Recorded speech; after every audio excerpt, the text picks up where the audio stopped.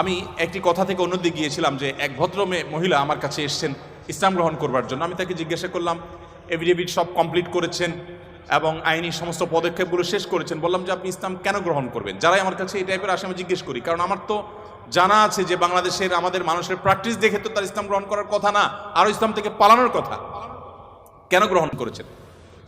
তো তিনি বললেন, ইসলাম সম্পর্কে আমি বই পড়েছি, এই বই আমাকে প্রভাবিত করেছে। আবার কোনো কোনো ব্যক্তিকে আমি দেখেছি, তাদের ব্যক্তিত্ব দেখে, নিশ্চয়ই সেরকম ব্যক্তিত্ব খুবই কম, দেখে আমি প্রভাবিত হয়েছি। গোটা পৃথিবীতে আপনারা বিশেষ করে পশ্চিমা দুনিয়ার খবর রাখবেন নিশ্চয়ই, সেখানে প্রতিদিন ইসলামে আসা মানুষের সংখ্যা বেড়ে চলেছে এবং পুরুষদের চাইতে মেয়েদের মধ্যে ইসলাম গ্রহণের সংখ্যা অনেক বেশি, প্রবণতা অনেক বেশি। কেন? যেখানে নারী অধিকার নিয়ে এত কথা বলা হয়, নারীদের অধিকার দেওয়ার জন্য এত আয়োজন নেওয়া হয়, এত উদ্যোগ নেওয়া হয়, সেই সমাজে কেন, সেই সমাজের নারীরা কেন ইসলামে আসছে?